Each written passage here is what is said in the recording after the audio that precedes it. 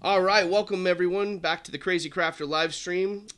Joined by always Michael Patterson from Nat One Videos, and our featured guest today, John Lombardi from Tabletop Witchcraft. Welcome everyone.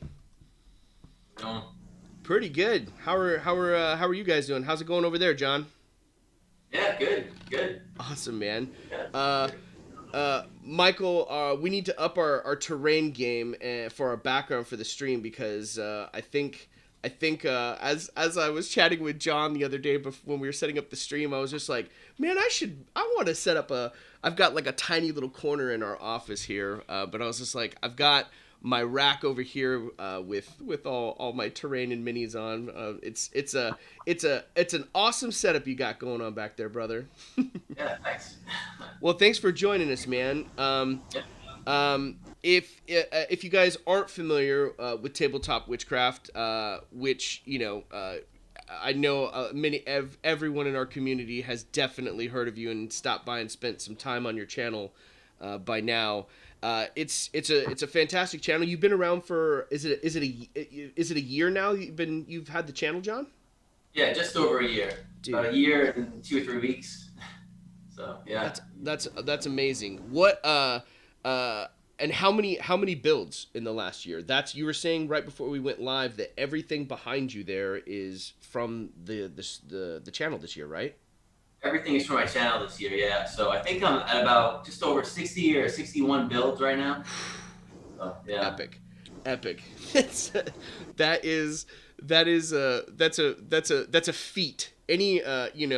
Before I started the live stream, I just put together like silly little fun vignettes, and I was just like, I'm just gonna have fun, kind of an homage to crafting, and I did that for about 5 weeks. And after 5 weeks, I was like, holy, it's a lot of love and a lot of TLC that goes into being a content creator, and it's definitely one that I've certainly reaped the benefits from in my builds at home. So it's great to have you on here.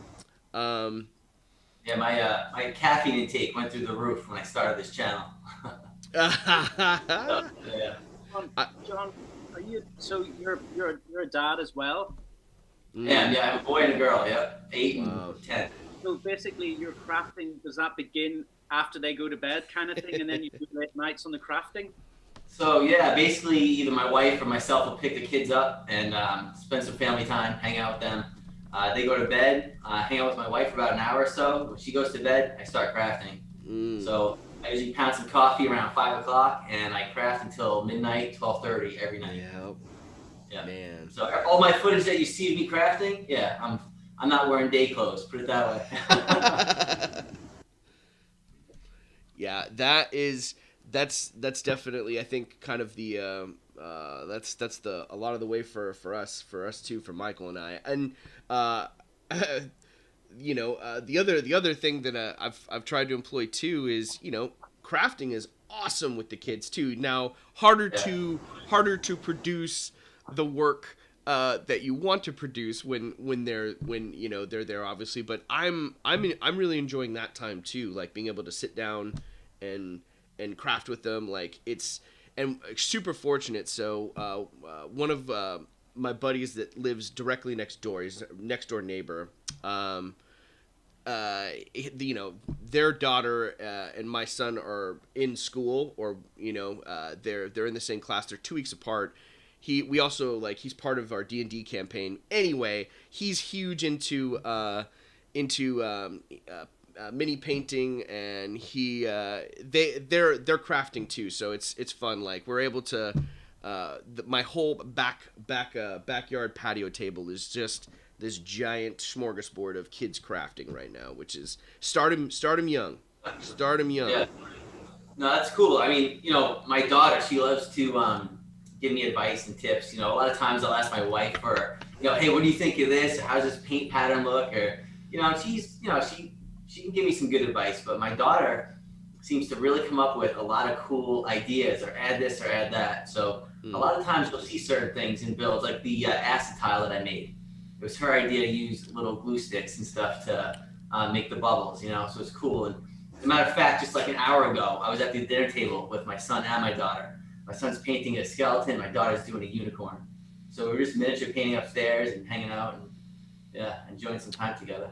It's a good hobby to share with your kids, like, because that's what we as we've gotten back, or as I've gotten into the hobby really over the last year for myself as well, like it's harkening back to it's what we do when we're kids, like that arts and craft, just this ability to create without worrying about just creating something for the sake of fun and building something that didn't exist before.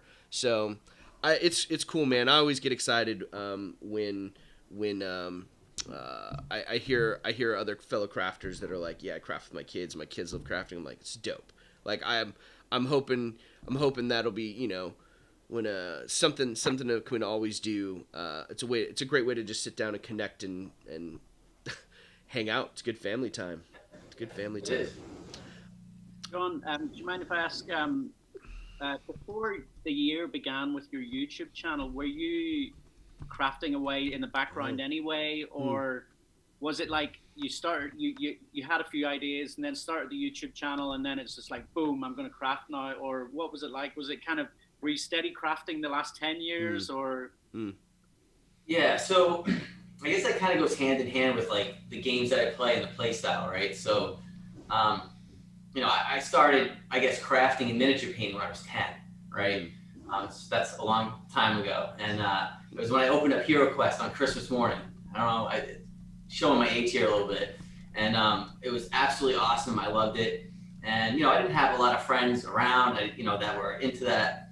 So for me, I started miniature painting and making like little additions to the game way back then. And that kind of just like led through my whole life. I've always been a real, artsy, crafty kind of person. Any type of media I could get into, oil paint, acrylic, sculpting, anything like that, I've always done. And then, a lot of my, my background comes from books, right? So the Joe Deaver Lone Wolf series, I started reading those, and I take a lot of inspiration from those as well. And then, things kind of started to take a back burner for a while, get a little bit older, and I went off to college. And then I came home, and my brother was like, yeah, we always talk about making our own D&D style type of game. And I'm like, I think it was December, a couple of years ago. And he's like, yeah, man, we should get together and make this game. And get a group of guys that want to play. And I don't know if they're watching or they're going to watch this, but they're a little imaginatively, I don't know, challenged, I guess, a little bit. So I said, look, if you get together and want to play, literally what you see on the table is what you see in the game. So that got me crafting everything down to little books that you'd see in the corner of a room to stuff like the castle and the mansion that you see in the background. But long story short, for the channel and everything, that started about maybe a year and a half ago. One of the first things I needed for the game that we're going to play was this windmill, which was the very first video on the channel. And my brother came over and I was just starting to work on it. He's like, wait a minute. He goes, you should really, video this and throw it on YouTube. I said, all right, I'll give it a shot. How hard can it be? Yeah, right? So I learned my lesson big time. I mean, that opened up this enormous book of, stuff to learn in my brain. I felt like it was going to explode for a while, learning, audio, video, YouTube, social media. Yeah. Again, I'm a lot older than I look. And, for me, Instagram and Facebook and all that wasn't really my thing. I wasn't doing it. So I said, yeah, it can't be that hard. And then I just started learning. And with the help of a lot of people out there, Luke from Geek Gaming, he was a really great help and inspiration for me when it came to learning what it is to be a YouTube content creator. Yeah. So he kind of helped me. He's actually one of my first subscribers on the channel. Oh, nice. And so long story short, hardcore crafting like this, about a year and a half or so, 2 years ago. Well, I think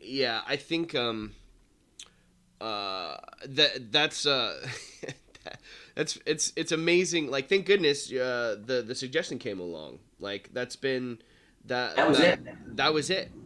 And it's, I think, similar for me too. Like, and it's it's something that I've always talked about. And although I I don't know. For me, just having that final push, having someone say, well, if you wanna do it, just try it. Like, what's the worst that could happen? And for a relatively, like, thankfully still teaching right now, still being able to teach, but like my life in the theater, gone, right? Right. Put to a halt. So as a creative outlet, and again, like you hit it on the head, and Michael and I have had many conversations, over the last several months now that we've connected with each other about how to grow and how to just learn, because it's not just the creation of your terrain or whatever you're building for the tabletop. It's all the back end stuff that goes along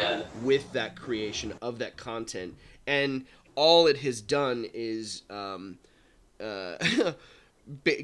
given me a greater respect and appreciation for great content out there on YouTube, because it's not an easy thing to do, and it's not an easy thing to juggle on top of a normal, it's a full-time job in all of its own, on top of normal, like whatever you're working on, juggling and balancing family life with it. Like it's and it's easy to burn out too. Like, I can totally empathize with every single content creator out there, and all the research that I've done. They're like, burnout, and I was like, what are they talking about? And then as it goes along, it can totally see the grind and that challenge. Yeah. So, and that's a big thing, and we've just seen that recently, right, with Wylock. That's right. He went dark for a while. It still has, and he needs a space, and I get that. I can totally see where the whole burnout thing comes from, because I work 45 hours a week on my day job. Yep. For probably 4 or 5 months, probably about 4 months. I worked as a brick oven cook at a restaurant as well, to help my buddy out who had a restaurant. Nice. So I've been doing that. And then I'd come home and, I was putting in about 35 hours a week on the channel. Yeah. So I was easily, 85 hours a week. And I did that for an entire year. And when I told my brother, I said, look, and my wife, if I'm going to do this, I'm going to give it all I got. And for year one, I'm going to put one video out a week. I don't care what it takes. I'm going to do it.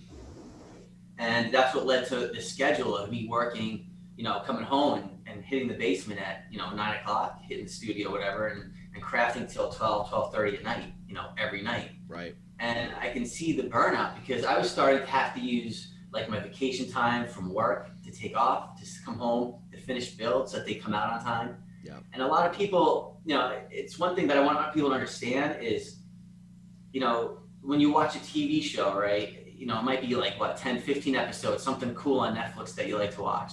Mm-hmm. And then they take a year off, and you have this whole camera crew and production crew and writing and cast that put this content together.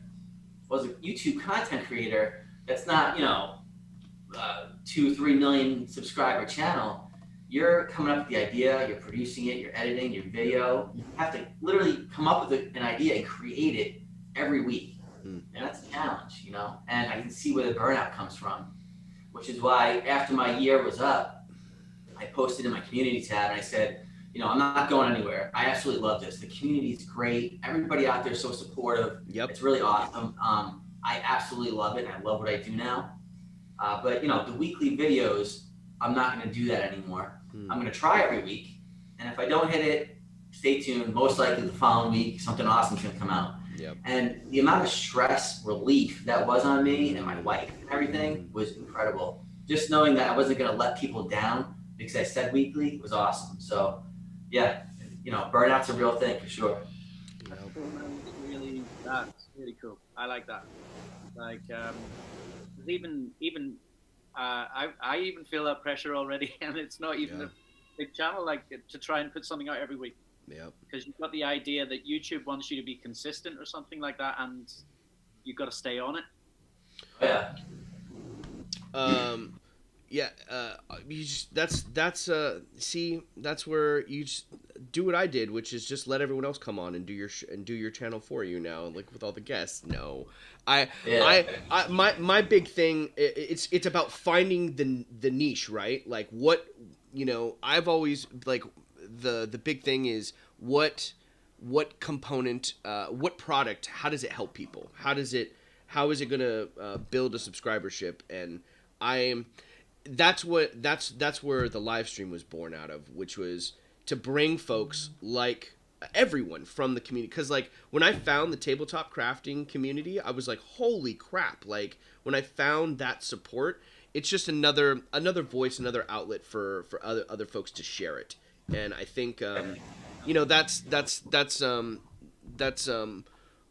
think that's important, and amplifying the experience that everyone else has is something that I was going to do. And also, truthfully too, for me, John, like I was like, what is sustainable for me long term?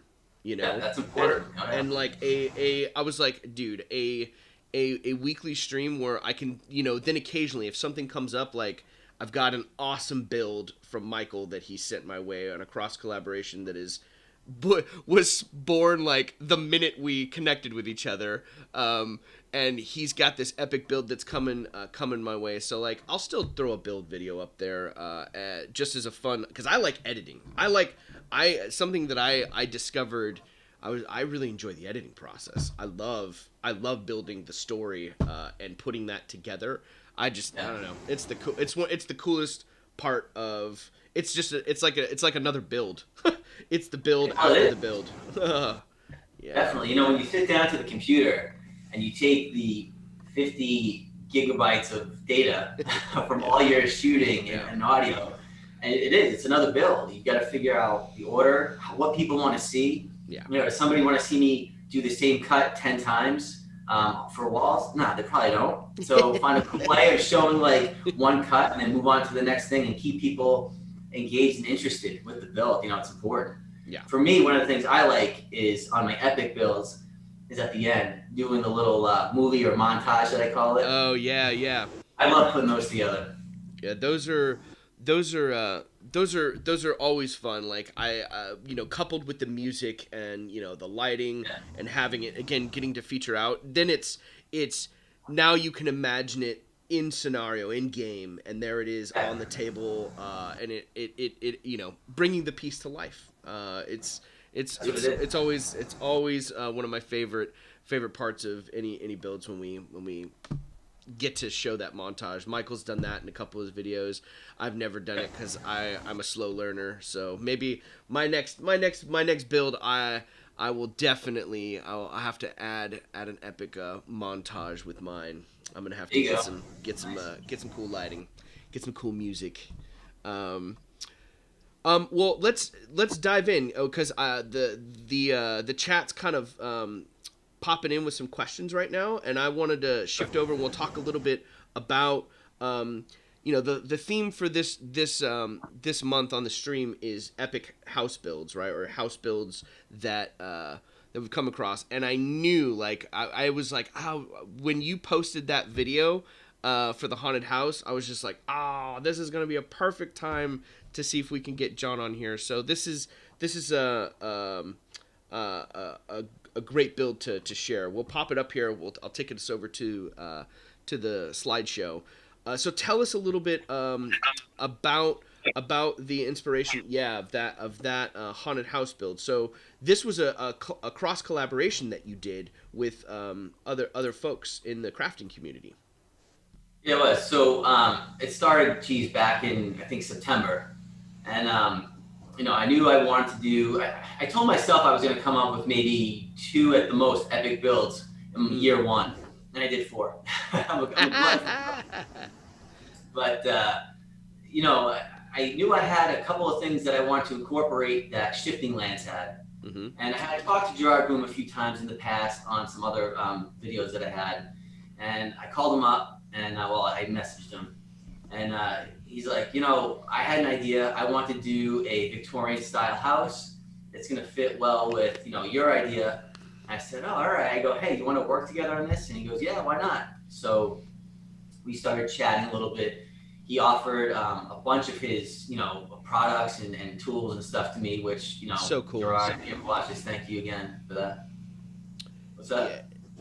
Oh no, I was just saying, so cool that he offered that, and I've ordered stuff from him too because I have that it's underutilized, but I'm starting to utilize it more. Man, that shape cutter, the jig that he has from that has been a huge help. But whenever I ordered, he threw like a couple, like he threw extra goodies in my bag too, and I was just like, super. It just, again, another generous person out there in the crafting community that just likes to help. I need to people get a craft. Proxon so badly.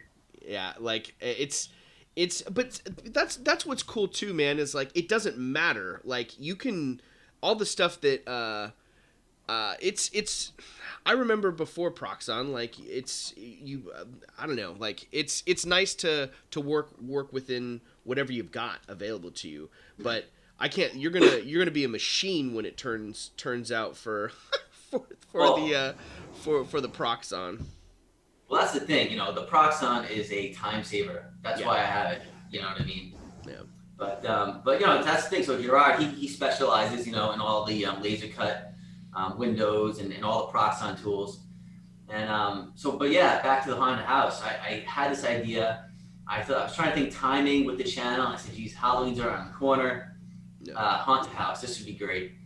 So I sat down at the computer and I started, you know, figuring out what I was going to do, some sketches. I had some ideas of what I wanted. Ran them past Gerard, and he was a wealth of knowledge. He's like, you know, check out like the Lock and Key House. I was checking out some old movies from like Vincent Price era, right? Some cool stuff like that. And I kind of mixed matched a whole bunch of things together. And along the way, he would just bounce ideas off me. And down the road, he sent me this big box, which I showed in the video, a whole bunch of tools and gear and stuff. Incorporated that into the build, and that's what I got right there. So, dude, well, it's awesome. The Daniel West here in the chat is saying speaking of the cuts, when you were talking about the walls, the trick with the hot wire cutter guided by the chipboard to create the bevels, he said was a brilliant setup. Danny's on the channel.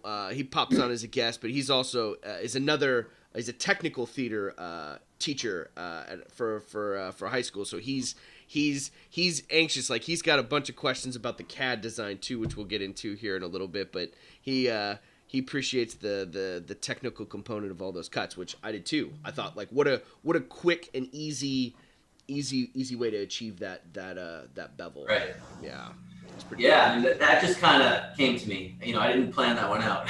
I was getting ready to go in here, and that happens a lot in a lot of the videos. You know, I'll look around for equipment or a piece of tool or something that I got laying around, and I just go ahead and I incorporate it into a build, either as a tool or in the build.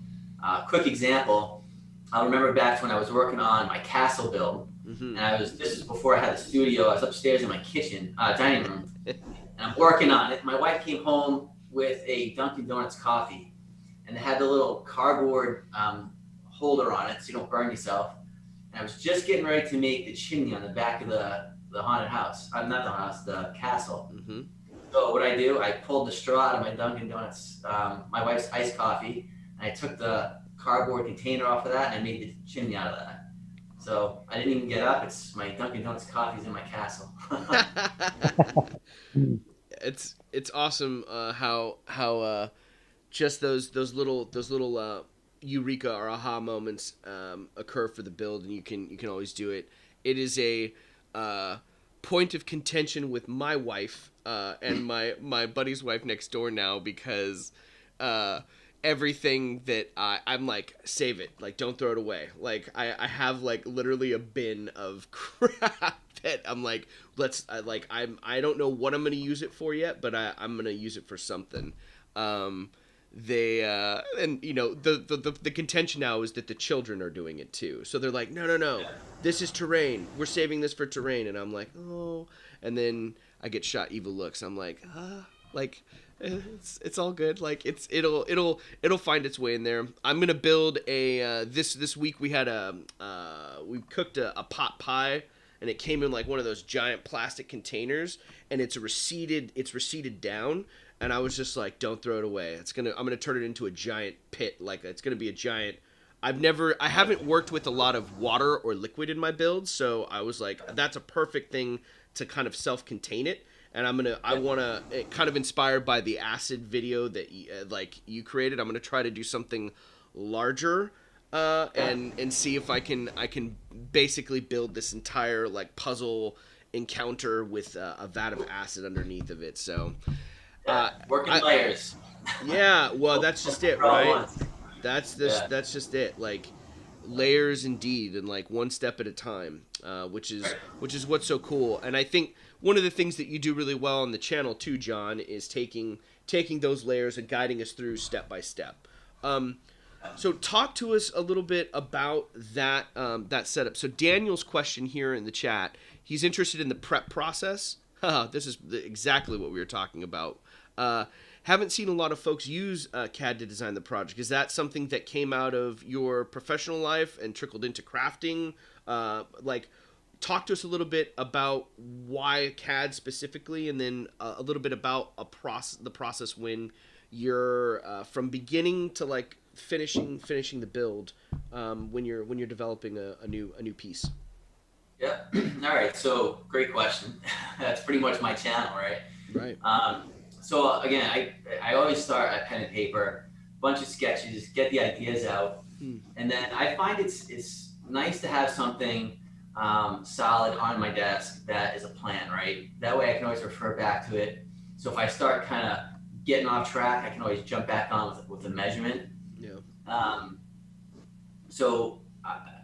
a civil engineer. That's what I do for work. So CAD, MicroStation, CAD Light, any of those programs, they're not all the same, but for the basis of what I'm doing or what anybody would be doing for a build, that's good enough, basic line work. And the nice thing about CAD is that, if you want to just scratch build something, you can try and make things fit. And that's what you have to do, right? If you're making a house or building, you come up to a problem, you cover it with more foam, right? Or you figure some way out of just kind of going from there. With CAD, you can like turn it around 360, you can look at things from the top, and you can actually see if what you're building and what's in your head is actually going to come to life in the right way, right? And that's just kind of ingrained again in what I do for work, the whole mathematical mindset that I have in the CAD work. So, and a lot of the times what you see and what you get from, so if you go in my video and you go in the description on any of them that I have plans, you can buy them, little plug right there.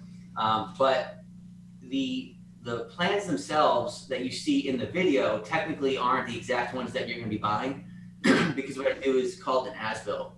So I'll come with a set of plans and I'll be working off of those in the video.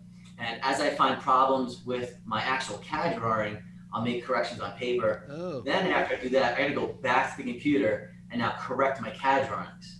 So then I correct the CAD drawings. That way the product that the subscribers or the viewers are going to pick up and purchase are exact and right on. So nice. So it goes to paper, then to CAD, then make the build, make the corrections, back to CAD, and then then finally off to editing. So yeah, that's Awesome. it's a the thing that I always appreciate about those builds, because I am I'm oftentimes the type of crafter where I'm like, cool, I'm gonna start cutting and I'm gonna measure a few things and then we're gonna wing it and see where it goes. I'm starting to shift a little bit more. I'm working on a commission now that has, for the build and the request, it's working actually a little bit smaller than the 15 millimeter scale, so it's forcing me. I have to use math on this one. But it's been cool to that's the current thing that I've been working on. So it is the those design components and being able to be as specific as you are when you are giving the instruction in the tutorial and the videos, and giving those layers of detail are extremely helpful. Yeah. Those are great. I have, they definitely, they have your channel has helped kind of shift and focus. Several of my builds are like, okay, I should probably measure this and it looks they they look clean, man. That's the big thing. Like the house looks it's just amazing. It's again content that and terrain that we didn't see and we weren't quite exposed to until a year ago when you started sharing it. So let's see, what else do I have on here? I threw up more than just your house build, the recent haunted house build. What's the next one here? Oh yeah, here it comes. This is now this is the castle. Now talk a little bit about your process and thought about. We talked about this a little bit earlier in the week when it comes to the modularity of your pieces. I believe this is the castle build. This is the one where it's got the tower that separate, like you can literally disassemble the castle. And almost it's separate all my pieces. builds. It's amazing. Well, that's the thing. So again, it goes back to my group that we play with. Everything comes apart, all my builds. So you can go into everything, every different level or whatever is playable. But the one of the most important things to me, and we talked about this too, when I first started the channel, and really in life, right? One of the most important things besides my family, it's not money, it's time. Yep. Time is a very important thing to me, and I'm sure it's to everybody else. And it's one of those things where, okay, I'm going to make build A. Can I use a part of build A in build B that's not going to be used in the same play session? And why not? If you got this really cool thing that you made, why reproduce it? Why spend that time? Why not use it over here too? Right. So I pen and paper, I started drawing out the castle, and I'm like, hey, this is going to be a ridiculously long video, so I got to break it up somehow. But I started looking at it, and I said, well, geez, the top of the castle up there, right? Yep. I go, geez, I could turn this into like a little fort, a little barrack. So I'm going to make that into a fort and barrack. So I'll do a video on that. And then I did the top of the little gazebo piece on the very top. That was a video. The torches were a video, the scrolls and stuff. So just trying to break things down again so that the content of the YouTube video is something that people want to see and is valuable. I'm not going to do a whole video on how to, texture stone, right? I mean, everybody kind of knows how to do that by now, aluminum foil, right? But if I can break out little pieces of the build, again, modularity, things that are different that I can pull out, I'll do that. So. Yep. It's definitely that time component. Yeah, I'm the smaller buildings that I'm working on right now, I'm trying, it's the commission is I don't have a ton of time left, right? So time is definitely a big factor for it. And I spent the entire day yesterday. I got really excited with the first one and wanted to make it amazing. And I'm sitting there cutting individual shingles of balsa wood for the rooftop, and I'm like, yeah, this isn't gonna work if I do this. But it's through that. I'm very much I need to dive into it and work with it for a second to figure out what the workflow with it. But then, that's part of the fun and part of the troubleshooting. I love all the problem solving components. When you're discussing the Dunkin' Donuts chimney, which is amazing, for that build. Those are key moments. You got some love coming in from you on the chat here, John. Carl from Carl Makes Stuff is complimenting that haunted house build. He loves that build. And if you guys that are joining the stream, if you haven't seen that build, a link to Tabletop Witchcraft is in the description of the stream. But there's also a link to the video for that haunted house, that recent build too, so easily you can access it. Thanks, let's see. Carl has a question for you. Did you plan the build in one go, or did you settle on sizing framework and design parts over time? What's that? No, go ahead. Keep going. That was the question. That was it. Yeah, things kind of progress and evolve over time, right? So typically, the walls on all my builds are about 3 inches. I like to stick with that. So again, pen and paper, I get the basic idea, and then I'll start building it. And then, yeah, I definitely add things over time. So like the front stairs, the side stairs, the stairs that were actually on the top of the tower, the back of the haunted house, those all kind of came afterwards. So in my initial CAD drawing, it was the basic outline of the house. And then I just kind of went from there and kept adding things. All the details that you saw in that video, if you haven't seen it, check it out. Those are definitely on the fly. I'm sitting there and I'll look at the haunted house and I'll say, I want to spread the detail out because again, I'm making this for tabletop gaming. You can make it for a diorama too if you want, but everybody's sitting around the table. So I get that not everybody is going to see, the witch or the ghost that's in the very front window, right? But somebody might see the zombie that's in the back busting out the window, right? Or something on the other side, which is the steps, the pumpkin, the jack-o'-lantern, and all that. So I try and add detail around the entire build, and that just comes by sitting back for a minute, which you have to do, and really just like observe what you're working on and see kind of what's missing, Yeah. I've got a question. Go for it, Michael. Well, it was just going back to, you were talking about time and stuff, and I'm just curious how you managed to become a black belt in jiu-jitsu at the same time. Well, I did that a while ago. Right. Okay. Do you still train a lot? What's that? You still train a lot, or? No, I don't anymore. So I took jiu-jitsu for 11 years, got my black belt in that. My brother, who's quite a bit younger than me, he still does it. He teaches.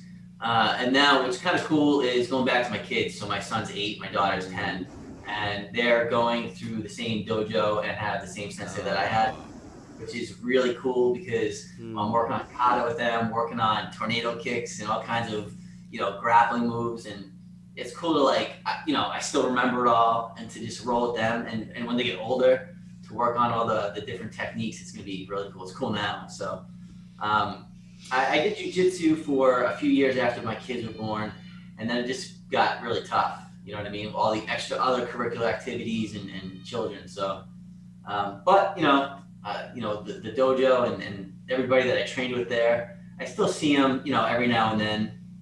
Actually, the sensei that I had, Master Ewart's son, little plug for them on there. He plays D&D quite a bit, along with a couple other people there. Yeah, so I've actually played a few sessions with them, which is kind of cool. So. Oh, that's awesome. Sorry, man. Go ahead. No, go for it. You go, brother. I was just going to say that it's surprising how many people in the jiu-jitsu community are actually into D&D, because I've got a D&D group that's all jiu-jitsu guys. So that's one group is that, and then another group. But yeah, super nerdy, but can kick ass in real life at the same time. Right. Yeah. So, you guys obviously know Eric from Eric's Hobby Workshop, right? Yeah. Yeah, he's a jiu-jitsu guy as well. So, yeah. Dude. What belt is he? I'm not really sure. I don't want to. You have to ask him. Head on over to his channel and check it out and ask him over there. What belt are you, Michael? I'm a purple belt. Okay. So halfway to where John is. Okay. How long have you been doing jiu-jitsu now? 6 years. Dude. So it's and the last year has obviously just been a write-off pretty much. So I think I've trained 4 times this year maybe. So this what a rough year to maintain anything that's partner based, and trying to work that is built around having another sharing space with someone else. Are you That was the side note, the jiu-jitsu thing. I wasn't trying to make it a martial arts stream.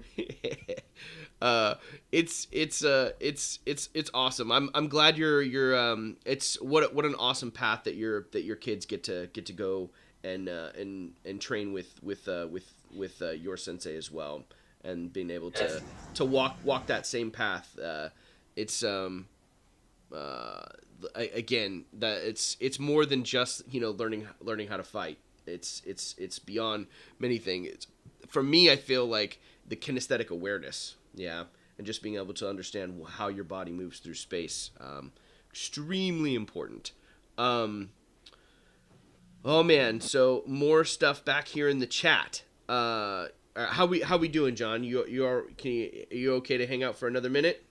Oh, I got plenty of time. Go for it. Okay. I also have a few more questions as well. When you're done with that, I'm curious about something on some of John's builds. So Okay, we'll dive into that. We've got Daniel was talking about he really appreciates the pieces, how all the pieces come together for the modularity for each of the builds. As an engineer, have you built your own rules for keeping things consistent within your builds?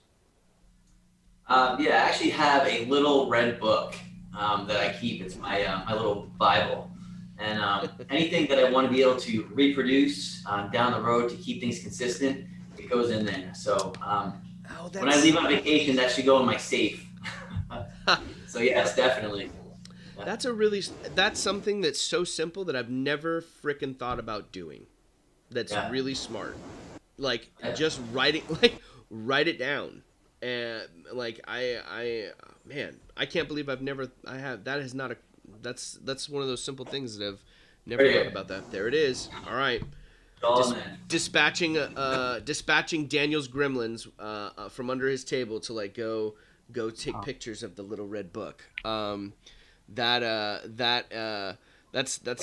a huge thing. I didn't even think about that. Oh, that's cool. Write it down. Good note. Definitely. Write it down. Michael, you said you had another question. So for me, like obviously a lot of guys use like the little LED candles. Like people like DM Scotty and stuff have done that. There's that, but I think that your channel, I mean, it seems to have just taken the whole LED thing to like another level, really. And also the way you use magnets in your builds. Like I don't really see, well, I mean, I have seen one or two people do certain things, but like the way you do it in your builds is like really intuitive. And I mean, I'm going to start doing that at some point. I haven't got around to it yet. I haven't bought the magnets, but that looks really good. Like the way you can lift the roof off or this sort of stuff, it's great. Right. Yeah, I mean, that's the other thing too. The magnets and the LEDs are extremely cheap to buy. You know what I mean? And incorporating lights and just, wow factors for your friends sitting around the table. That's kind of what I like and I look forward to doing. You know what I mean? So if I can incorporate some LEDs, what's the big deal? If it's something that you enjoy doing, you want to incorporate, I say go for it. You know what I mean? Magnets, again, easy way to make things modular and together, Yep.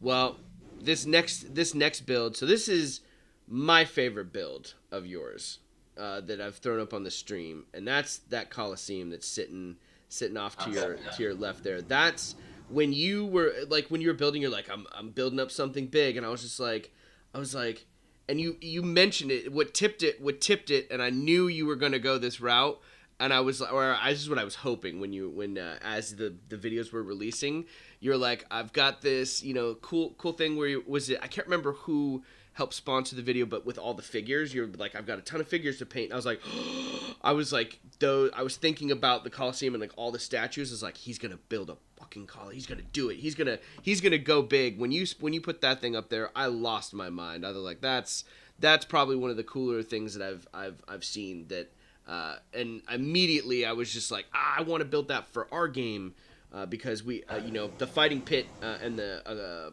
is a huge part of one of our PC's backstories in our game, but how long did that build take? How long did the Coliseum take? That was a fun one. Yeah. So first off, Rebirth was the one that sponsored that. They didn't really sponsor the video, but they provided all the miniatures in that video. So that was awesome. Thanks, Rebirth. Appreciate it. And another thing, when I first got the idea for this one, I sat down like, how the heck am I going to put this on CAD and have it be reproducible for people to understand it? You know what I mean? So that's actually the only video that if you buy the plans, I've got a separate video that's on the sheet that you can go to that's private. That'll teach you how to actually use the plans and build it. Oh wow. Yeah. So you had that's you had to have some Inception level crafting right there. You had to have videos within videos pretty much. for it. That's again a great again making it accessible for everyone, right? Super helpful. And that's the thing. So I was nervous about the haunted house because the video turned out to be like 55 minutes long. Yeah. And I got a few comments like, man, this is a long video. But a lot of people were like, dude, it went by in 2 seconds. Because it was, and I try to trim as much, as I can off of the video that, is me cutting a piece of foam, boring. I try to keep it exciting for people. But that's just how it turns out. With the Coliseum, I don't know. It was a fun build. Took a while. Oh yeah, the question is how long did it take? That was probably, probably 5 weeks. Wow. To build that. Yep. Yeah. That's actually quite quick, I think, for something that big. For something that epic. The thing with the Coliseum that I'll always remember because of working on it was really kind of when COVID hit and everybody was sent home from work. And had more time. I do for work, a lot of it was out of my office. Another thing that I work on is traffic lights. So I manage a lot of traffic signals and stuff like that. So I could do that from home with the computer right in front of me. So I had that kind of running and doing that while I was also crafting. So yeah, my COVID build, unfortunately, I guess, when I look at it. That you brought up something else, like, and I'm curious, for Michael on this, like, for me, a 55-minute build, I don't like when it comes to the process of creating the terrain. The length of a video never freaks me out because I can always press pause and come back to it. Right.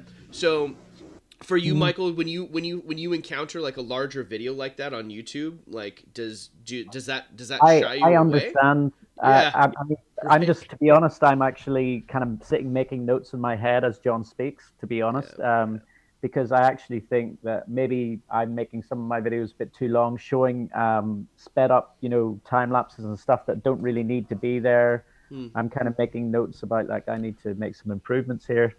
So I think, if you're not just trying to provide for the subscribers that you already have, you're trying to attract new subscribers, and for new subscribers, they might want give it to me quick and lovely and all packaged up, and so that's what I think.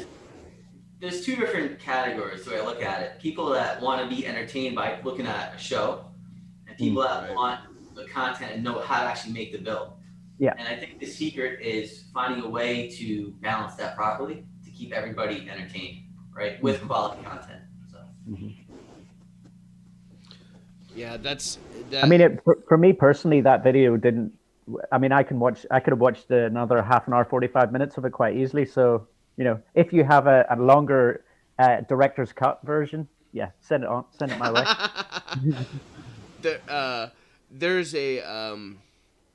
There's a was it Real Terrain Hobbies? I can't remember his name. Neil. Is it Neil? Yeah. He did one of the Wizard Tower. That's like. Yeah. It's long, and I sat there the whole time. I was like, I'm watching. It's a this learning thing. channel. Yeah, like sure. it's a it's again a different type of terrain making. And I don't know. I find it fascinating that everyone gets to. I don't know. It's there's so many wonderful content creators out there that are doing their thing. Like, I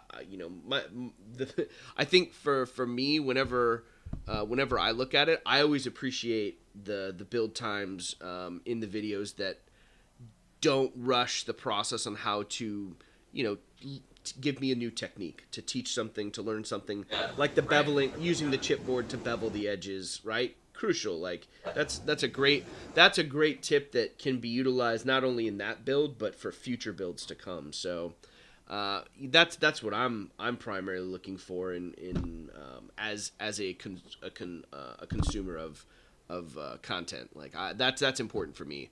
Did you relay the information like clearly and efficiently to me?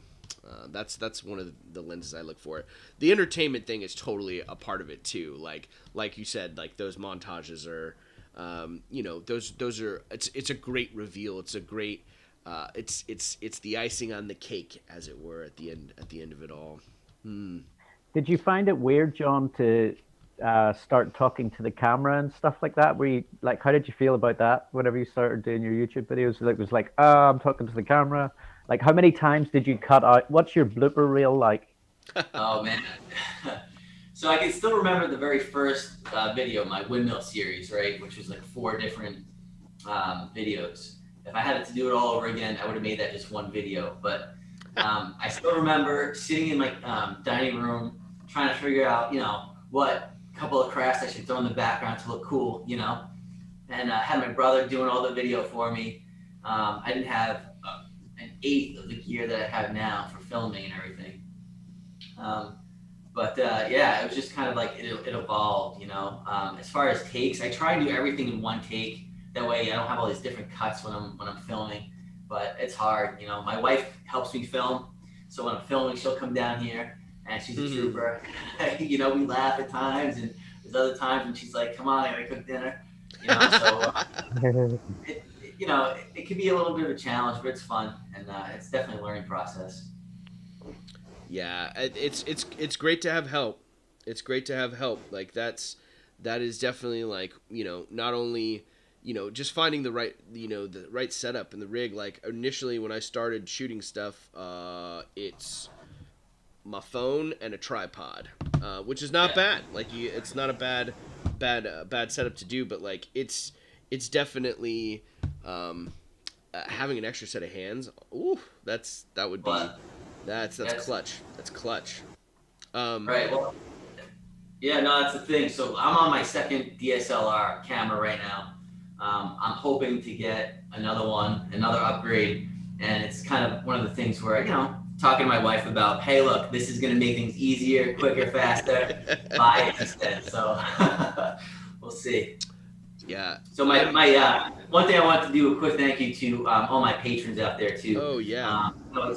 It's the patrons, it's people that buy the plans and the content that allow me to upgrade my equipment and gear and stuff.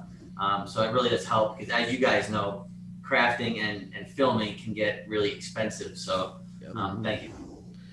Yeah, it's a huge deal. Like anyone who supports any content creator through Patreon, through subscribership and viewership on YouTube, like it means the world to us, because again, it is a labor of love to make that information available, just to share it. And again, that's what's so amazing about the community. It's about sharing that information and helping us all grow and learn.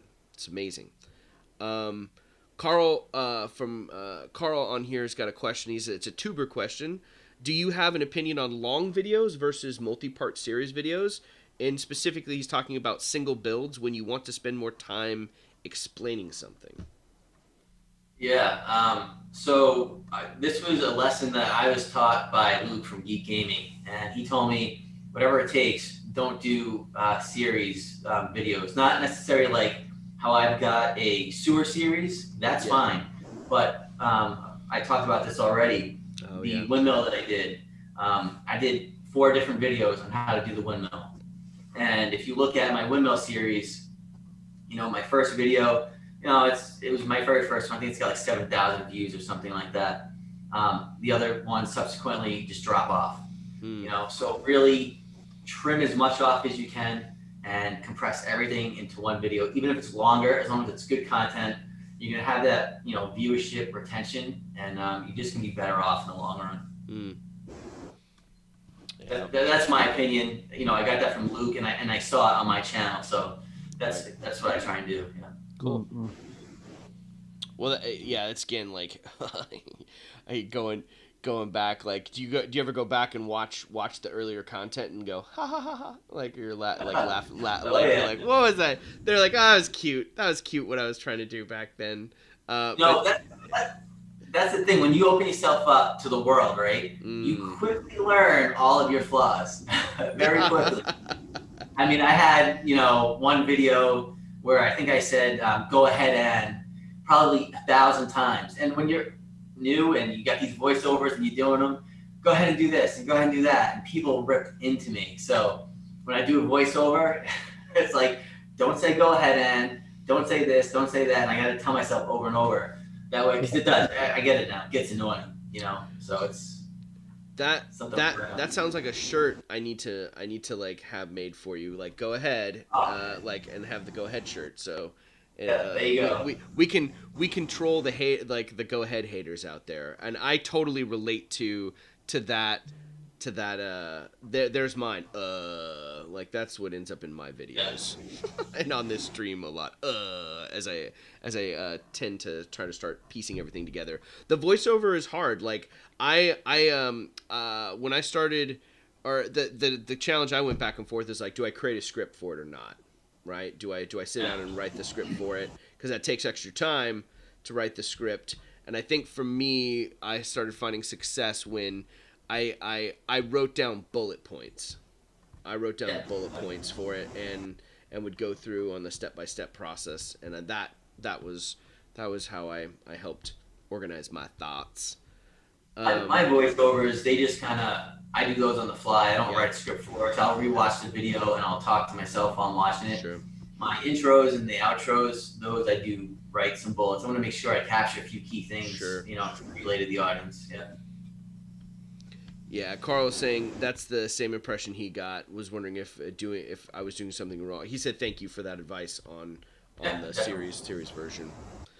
Go ahead, Michael. You had something? Well, just as a content creator as well, I'm just curious about. So, you've done really, really well in a year for your channel. That's like in terms of the number of subscribers, etc. and stuff. What was the path that you took with that, or did it just happen and it was just like, whoa? You don't have to tell us your secrets or anything, but like. Well, no, I think you've seen everything that I've done on the channel, right? Really, it's just creating things that you're passionate about, because that's going to show in your build, right? If you sit down and say, I got to put a video out this week and I'm just going to do this to get a video out, it'll show. People are going to see that you just kind of slap something together. But if you really, put your heart into what you're working on, it definitely shows, you know what I mean? Again, it's quality content that you got to feel good about, that really is the key.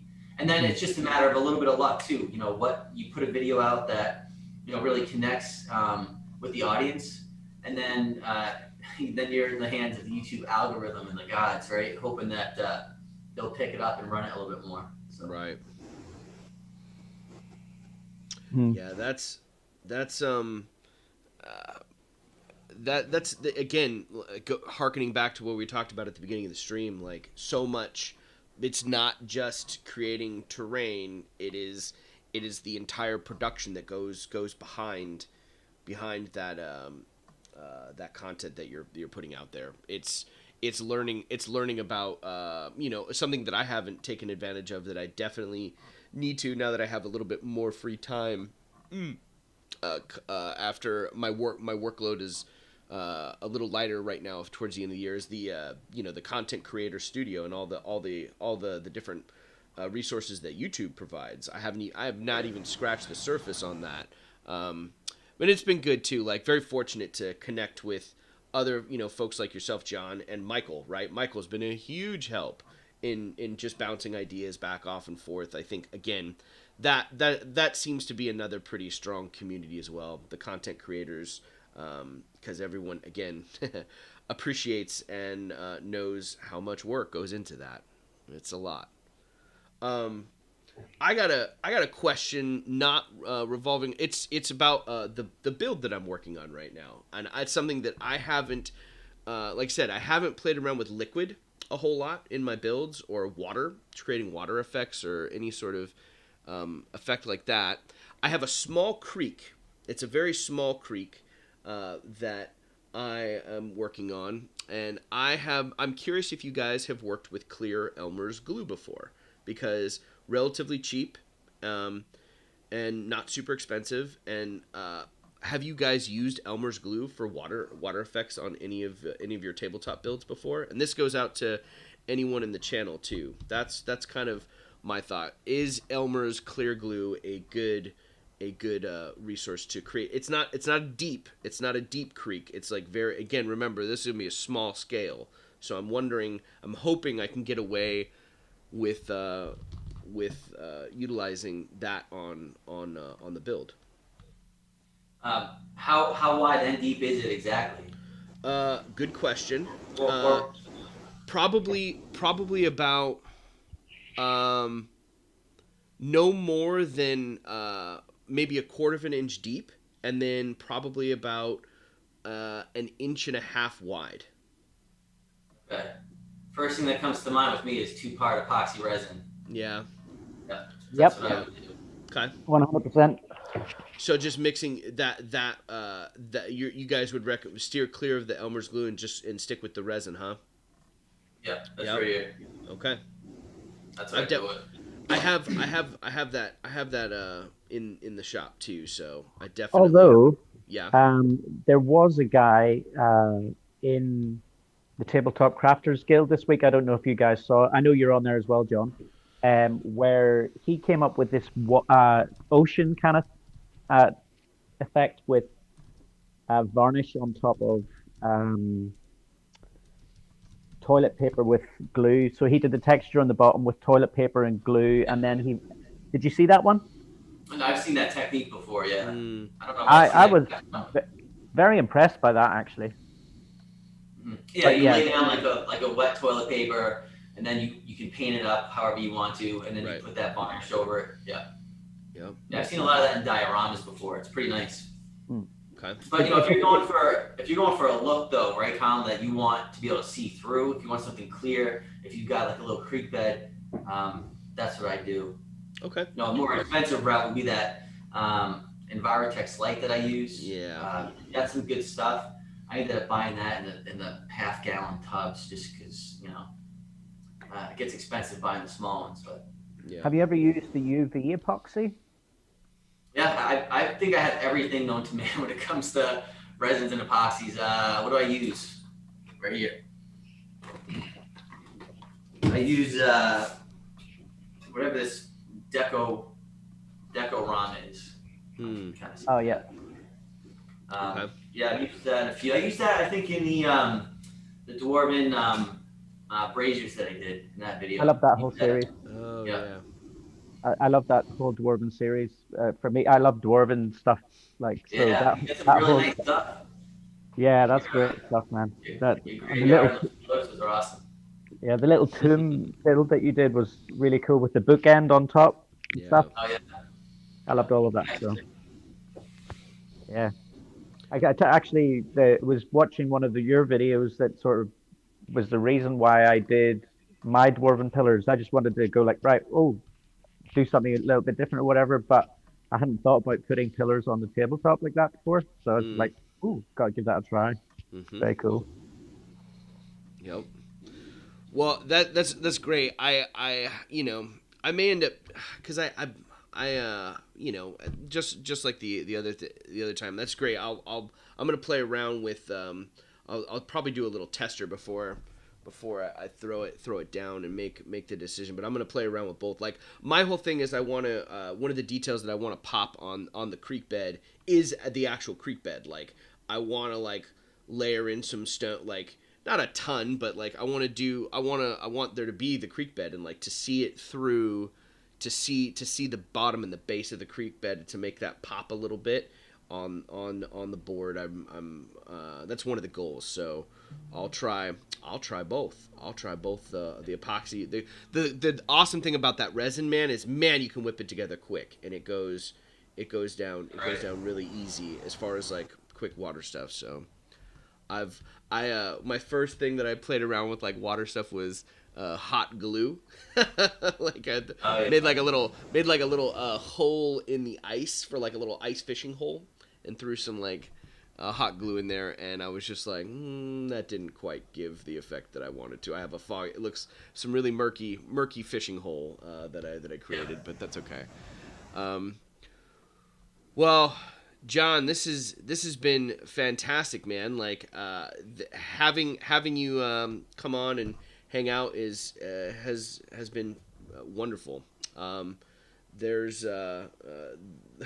it's just great to come have you on and take the time to share all of your awesome builds. Like huge part of the process and what you put into your channel to make content for all of us. It's been great having you on today.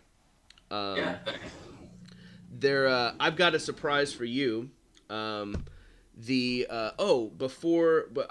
share the surprise with you, and then the last thing I want to chat about is kind of the road ahead. There may be something like a little sneak peek we might be able to talk about. But my buddy who lives next door is a graphic designer, and he opened up an Etsy store a long time ago when we started playing our campaign. He's an amazing mini painter, but through his brand Might and Magic, he's designed a bunch of stuff for us. Like I'll pen down my shirt here. This is the tavern we own in our game, and he made shirts for everyone for our anniversary, like when we've been playing together for a year. But he's also got a brand, and he's got a ton of different shirts that are outdoor, kind of outdoorsy themed. So he's been gracious enough. An owl bear safety match shirt is coming your way. So that'll be. Thanks. Tell him I said thank you. Yeah, man, for sure. Where's my t-shirt, Chris? I'm joking. Oh yeah, we'll get you one. Hey, don't worry. Yours. We'll get you hooked up too. I had to I tided you over with the rental business shirt. So yeah, that's pretty good. I like that one too. We'll get you more D&D paraphernalia coming your way too, brother. So talk to us a little bit. Like you said, you got something in the works here that you can that's kind of coming down the road here for the channel. What can you tell us about it? So I'm assuming you're referencing the next series that's coming out on the channel. Yes. So like all my series, there's a potential to add more to this one. I'll go back to the sewer series, the dwarven series, and add more to those too. But I've got a series that's coming this Friday. It's a 4-part series. And I'm really happy and excited to show this. It's a new twist on a way that we all play our tabletop games. It's a little, I gotta watch what I say because I don't want to give too much away. Sure. But basically, it's extremely modular. It's probably the most modular thing that I've ever made. Let's put it that way. And it's gonna open up things not horizontally but vertically. I guess I'll leave it at that. So it's going to be really cool. I'm really excited to put it out. It might be, I'm not sure the order of it. It might be a little out of order the way we want it to, but the series will still flow. Like I mentioned, I'm waiting on some craft materials from Italy. So once I get those, I'll incorporate those into the build. But again, I'm really, really excited to release that. Oh, and a really cool thing I want to let everybody know is that this series, I might have used the Proxon in, I think I'm on part 3 of the series, working on it right now. I'm trying to get ahead. And I might have used the Proxon on the first video, but once you watch it, you can see you totally don't need the Proxon. For the rest of the series, I'm not going to use it. Wow. So I put the Proxon aside. I might use the hot wire knife, which is a $25 item, instead of the $125 Proxon. So now would be a good time if you follow the channel and you want to do an entire series and follow me on the channel. Pick up a $25 hot knife and you're good to go. You can build the whole thing with it. Yeah. Cool. Most excellent. Well, and that you're saying that drops, is that dropping next week? This Friday. This coming Friday. Sorry, this Friday. Nice. Well, you'll definitely have to stay tuned for that. That'll be amazing. If you haven't done so and you're not already subscribed to Tabletop Witchcraft, please click on the link below. Be sure to subscribe and turn on that bell notification. For that matter, you've got the links in there for Michael as well. And make sure you subscribe, because the subscribership helps, and you don't want to miss out on the awesome content creation that these guys are putting out. I can't wait to see what you're talking about when it comes to this new modularity in a vertical fashion. That's going to be fun. I'm excited to explore that. Something else I've thought about too is, how we view the game and how it is played and how it evolves on the tabletop. And I thought, oh man, he just started releasing content again. Yeah. DMG. Yes, it's the one Daniel, and I think you were telling me about, Michael, the DMG, as far as like the proscenium style of like the modularity of like, you basically have a mini stage and you set the camera up right here if they would, wherever your camera is, and then you're just adding it's legitimately it's just like a model set design that I've seen at the first rehearsal for a table read for when working on a show. The set designer comes in and presents the set piece, and you can move it around. I was like, that is amazing. So I'm all about new perspective and again, adding more dynamic. It's just another dynamic to the tabletop. That's pretty cool. I want to get into some lighting. That's what I'm thinking about. Like when we get back into in person, how to impact how that can set the mood, and what a big element that is for the table. Just in my time on the stream and creating content on YouTube, like lighting is one of the things that is important to me, and I gotta like consider now. And I always thought, like, man, there's no better way, right? Just like we do in the montage when you set it up at the end, like how you light it. Yeah. I think tabletop lighting is something that I wanna play around with. I gotta make a trip to the dollar store and buy a bunch of little LED dollar lights to play around with. But then you have that clear cellophane gel that you can buy from Michael's. It's like pretty inexpensive, and you can just tape. You can switch out gels like really quickly, create some cool lighting effects. That's where my mind's at with lighting. If you're not in a hurry, John, just another question about the montages. Do you have a specific sort of little place where you set up your montages, like a corner? Like what do you normally do for the montage? Yeah, so with the castle, the first one I did, I had this in my mind where I have to have just the castle in the shot. I had to have a black background. I didn't want anybody to see my radiant heating, my baseboard heat, or my wall, or my floor, And I was all concerned about that. And then when I had the Coliseum come out, I said, this is ridiculous. I'm going to have to buy like a 10 by 10 foot sheet of fabric and rearrange my entire studio. Mm-hmm. So if you watch that video, you look in the background, you see this, right? I don't think anybody's going to be upset if they see my wall in the background. Yeah, that looks good. So yeah. I do as much as I can. I don't want too much contrast where you can't see what I'm trying to get across. Right. But I don't worry about it too much. Yeah. Okay, cool. I used to really harp on that, but it's one of those things. It depends on what you want to relay to your audience and what you think they're going to expect from you. Yep. Mm-hmm. Yep.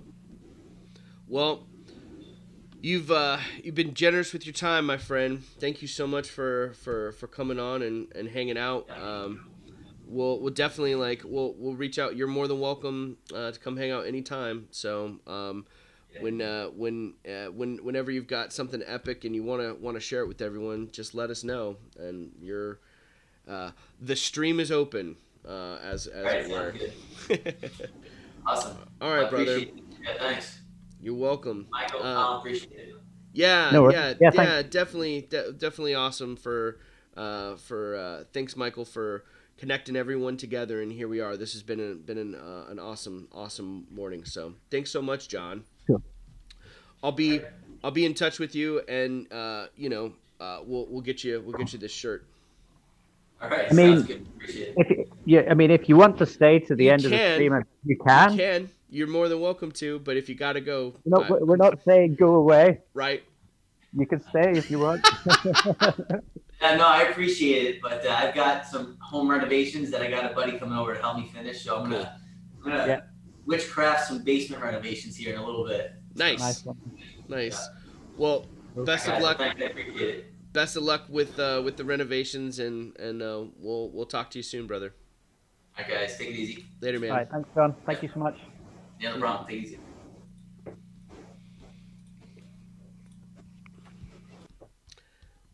Sweet. Cool. That was fun. Yeah, that was great. Quite a lot of information. A lot of information there. I mean, you could just keep on asking questions. Like, there's a lot of cool stuff. I mean, all the CAD stuff is. Oh yeah. I mean, that to me is just another world. Yep. I mean, like, I wouldn't even know where to begin. So, that's very cool. Yep. We got, I mean, what, 40 minutes here? You're Yeah. going to do some crafting or something? Yeah, I kind of wanted to share a little bit of the build that I've been working on this week and talk to you guys a little bit about that. We'll see if let me reconnect this here, get us up here, and we'll go back to the main stream here. So some really cool. The main thing that I've been working on this week is this commission build for a buddy of mine who is a writer. Oh, well, hello, friend.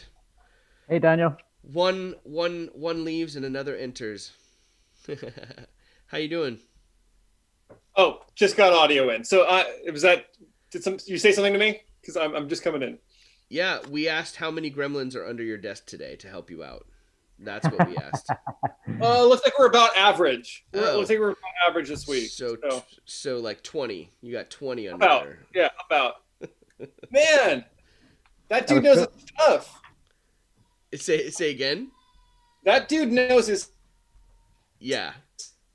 stuff. On. Well, Yeah, for sure. He's and civil engineer. Yeah. That makes a lot of sense. It makes a lot of sense, huh? Makes a lot of sense. Yeah. Now that we know that, and how cool, right? It's but that's something that is so great about the hobby and craft, and I think we all do that as well, right? Right now, civil engineering? Well, no, not civil engineering. But you paint your board. But the carving, right? Carving is a hobby that you enjoy. It's something that has found its way and inspired your builds, right? Daniel, like our theater backgrounds, and specifically your technical theater background, has had a great influence on your crafting aesthetic, as it were. So it's fun to see how other crafters let inspiration that they have from their real lives, how it bleeds over into the hobby, for sure. Yeah, I don't think that there's like, it's sort of like an old Sherlock Holmes thing that I remember reading. Yeah. So like no, I'm going somewhere.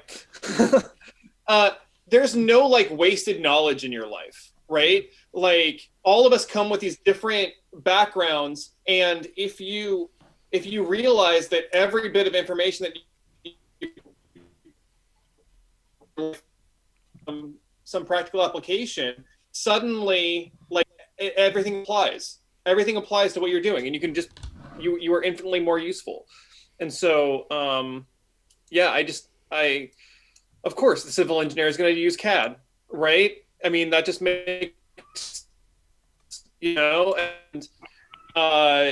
it is like, and when you look at all the content creators that are building stuff, everybody's got their own specific style, and it's very much informed from where they came from, Right. And it's really, and that's what makes it great. Yep. Colin, are you getting Daniel breaking up a little bit? Yeah, he's breaking up just a little bit. Oh, am I? Just a little bit. No I'm big sorry, deal. guys. I can dip out and restart the router or something. If you want, you can. We're here. Come back though. Come back. I'll be right back. Let me listen. I definitely think the gremlins are chewing on the router cable. You definitely should restart. You sounded like Chewie from Star Wars. He did sound like Chewie. Oh my goodness, so funny. Chris Fort says, "Good morning, everyone." Hey. Good morning. He's just. I asked Carl because Carl's in here. I was like, Carl, you want to join, jump on, and chat and work on anything? And he's just like, he says thanks but no. He's gonna drink his rum and watch. Recovering from my painting. Oh yeah, he had it.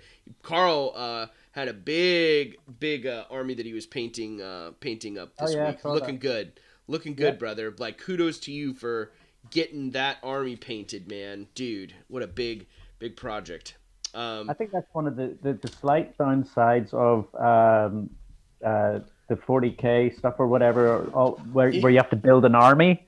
You have to build paint so many things. Yeah.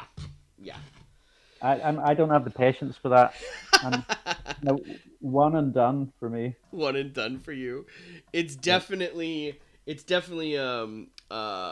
something that every Warhammer fan and player that I've talked to is just like, boy, is it a lot of time. It's a lot of fun too, creating and painting that. They have a really cool display at the local game shop here, where we live, Michael, and they have a guy who they basically, the store commissions, and he paints everything and he puts it up on display. He does a bit of terrain too. I shared it a while back on my Instagram when the last trip we made up there. But man, it looks gorgeous, man. He's got some cool stuff up there. I've got another buddy who oh man, that's what I should have shared. I'll have him on. I'm gonna have him on. But another player from our campaign recently bought a laser print or a laser etcher. So very cool. He is now getting ready and has been gearing up. He just shared some pictures last night of dice boxes that he's been prototyping. So he's etched that, and he's got like an old weathered one that looks really cool. That's magnetic, like basically a great little dice carrier. So we'll have to have Joe on the show and share all that when he gets that up and running. Daniel's picture's a lot clearer. It is a lot clearer. This looks good. Like, go ahead and talk. Let's see if he's Chewbacca status. All right, am I Chewbacca? Oh, you are not Chewbacca. You sound great. It was pretty funny at the end of the stream, or whenever you went off there. It was just like, you were like, all right. I was like, oh, it was amazing. It was perfect. There are definitely problems with being sequestered in the garage, right? Yes, that's where I would love to do the stream, right? I would love to do the stream in my garage, like surrounded by all the armory, yeah. But your setup's great. Like, it's the workstation, man. The garage is good. The garage is good. It's a creative space. It's the way to justify the mess. Yeah. It is. But yeah, fantastic. What did I miss? What were we talking about? We were talking about you. Yeah, we were definitely talking about you. I'm glad you kicked the gremlins off of the wiring that they were chewing on. My hamsters are running strong. Knock on wood. My stream hasn't crashed this week, so I added hamster power this week. That was the joke that all my buddies were talking about this week. They're like, Colin, you need to. That might be truly one of my next builds after this commission is done. I may be my next big craft might be a new setup for this stream. So I think that would be a great addition to my tabletop world. So we can keep doing this. So Carl is Chris Fort jumped on from Might and Magic and saying hello. He's hanging out with us this morning. Carl has been working on his army. He's got like a bunch of minis that he's painting up. And he said, we asked him like, hey, come and join. He's like, I'm cool. I'm drinking rum and enjoying the stream. Well, we'll touch base with you, Michael. What are you've got some exotic work happening over there. Like, I want to know what are you working on? Well, I'm just painting a board to do crafting on right now. Which is so is this a build you are going to put on top of this, or is it like a board for crafting that you are going to film on and stuff? You know the last part of the conversation that we had there with John about photographing stuff and setting stuff up. That's what that is. So I'm just trying to create a nice background to film stuff. But in terms of a build that I'm working on, yeah. Bust this out. This is amazing. And let's I'm see not if gonna do too much on this because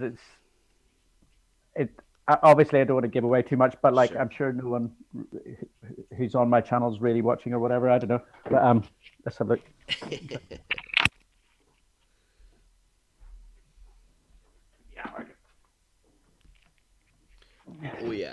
Oh yeah.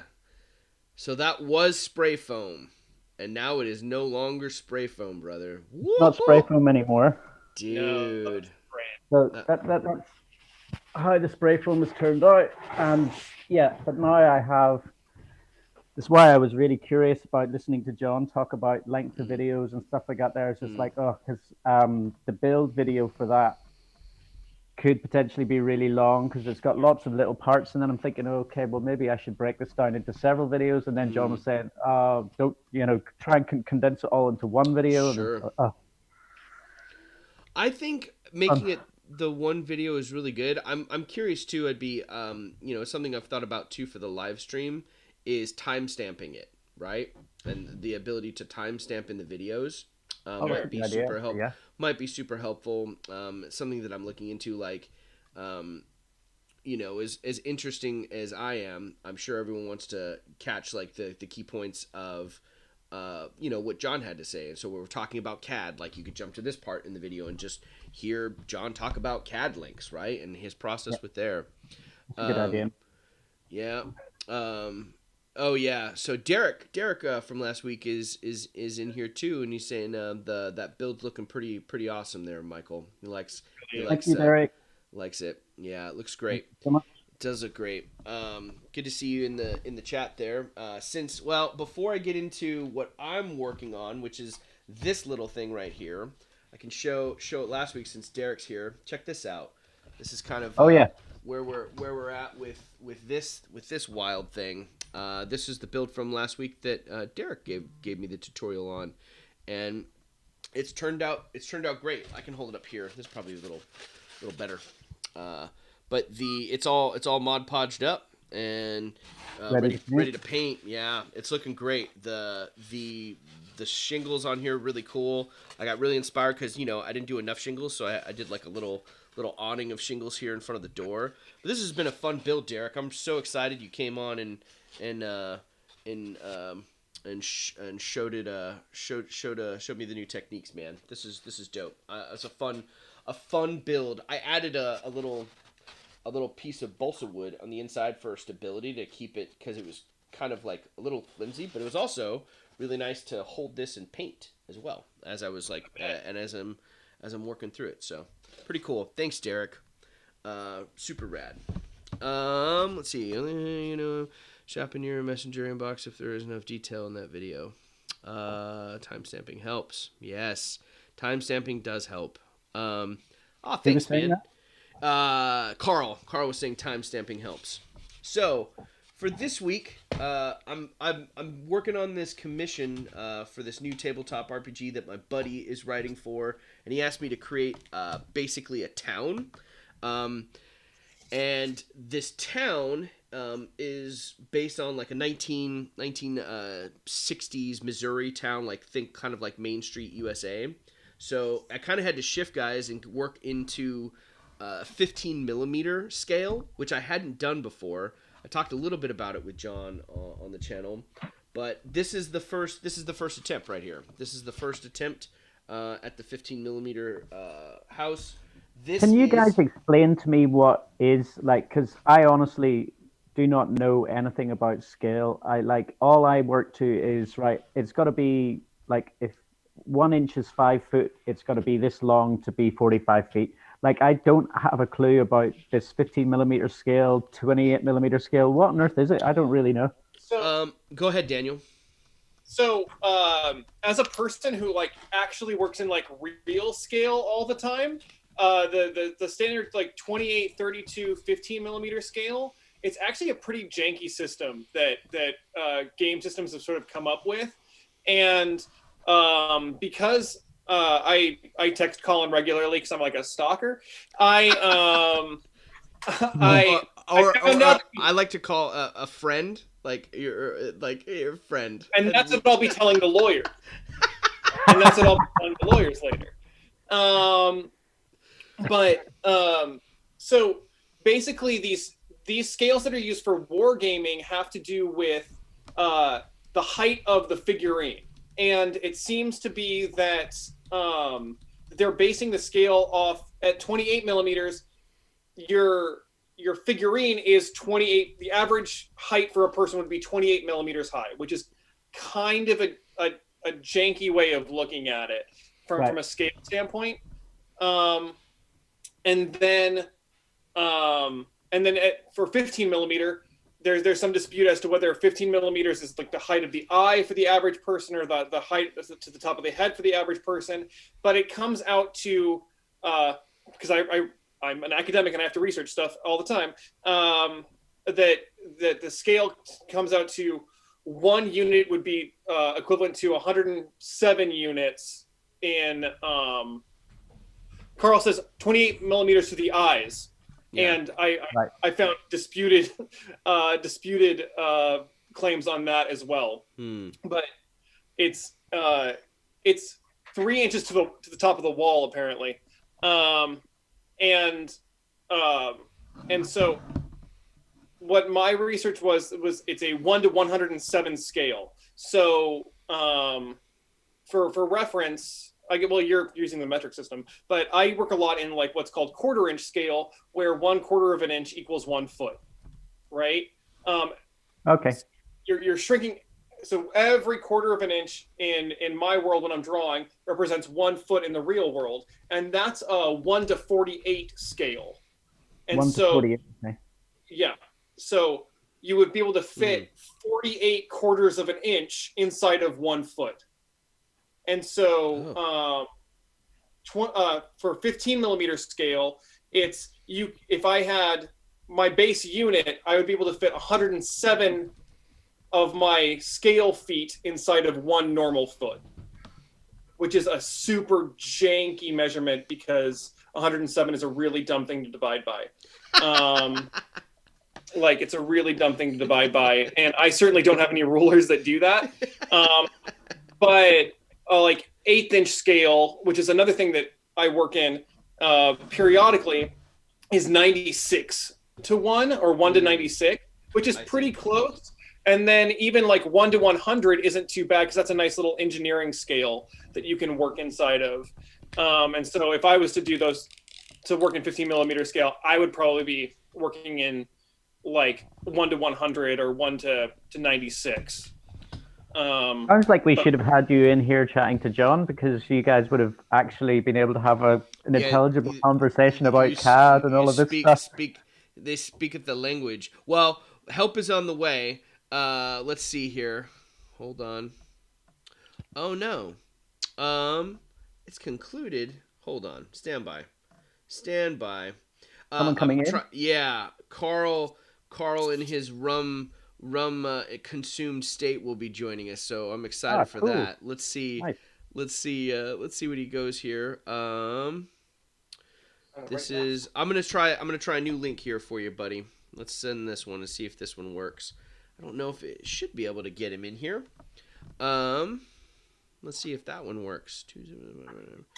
It says it's concluded for him, but it hasn't. I think you might have sent him because that was the same link that it's the second link up. You remember that's the test link.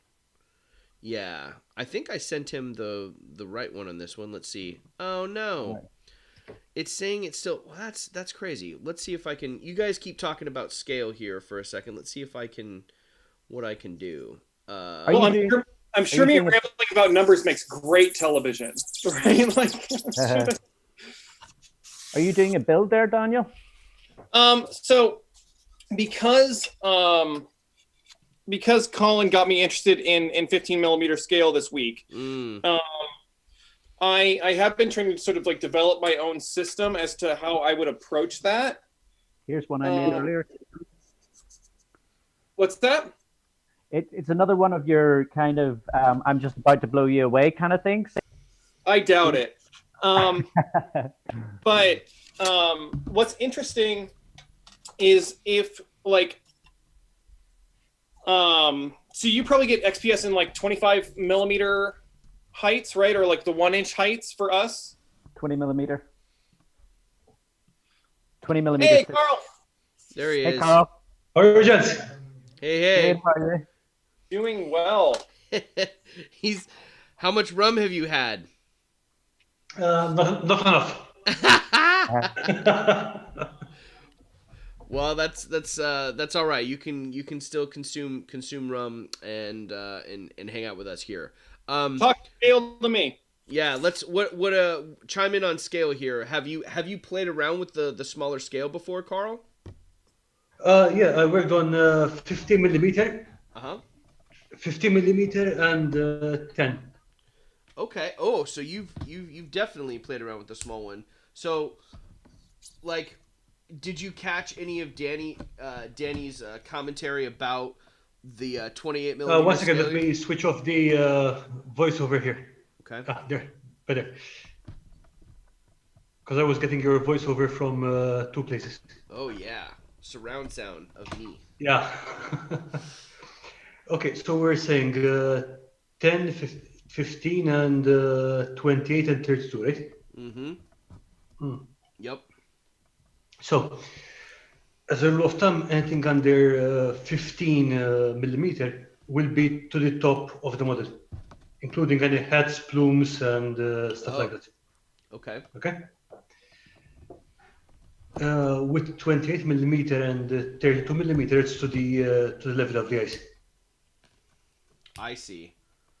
So Okay, so if for you're the basing for the smaller one, it goes to the top. Yeah. Okay.